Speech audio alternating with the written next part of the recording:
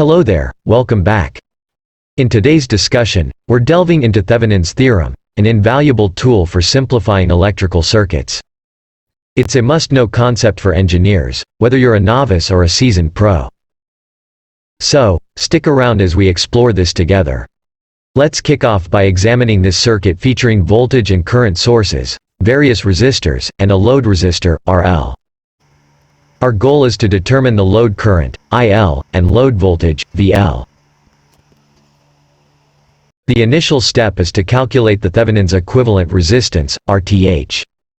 We designate points A and B, remove the load RL, and open the current source while shorting the voltage source. This forms the circuit into a simple series of connected resistors, with RTh equal to R1 plus R2 plus R3 plus R4, which is measured from points A to B.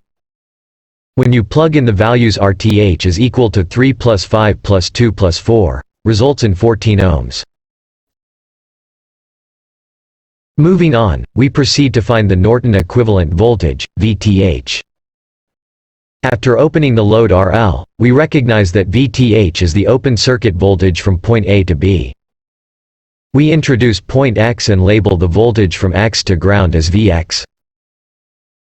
Since the circuit is open, VTh equals Vx. We also need to establish the current direction.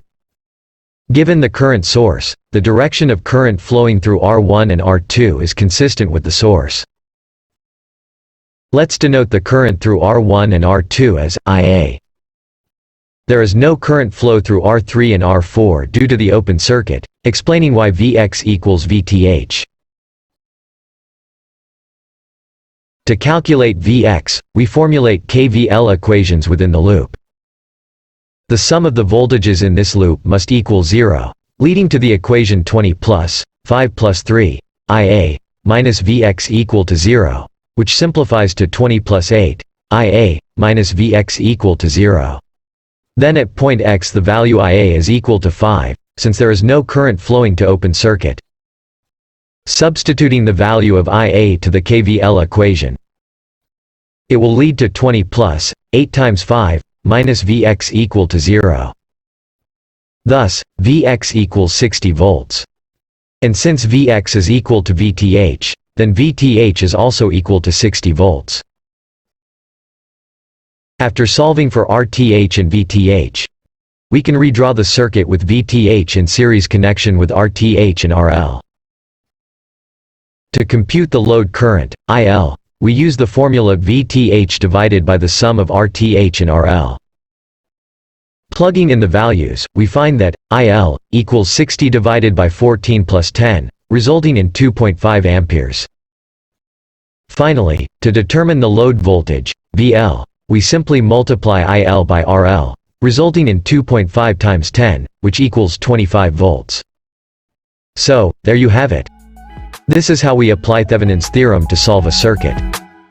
In conclusion, Thevenin's theorem is a powerful tool for electrical circuit analysis. We hope you found this explanation informative and engaging. If you have any questions or topics you'd like us to cover in the future, please drop them in the comments below. Don't forget to give us a thumbs up if you found this content helpful, and be sure to subscribe for more electrifying content on electrical engineering and beyond. Until next time, keep exploring the captivating world of circuits, and, as always, stay curious.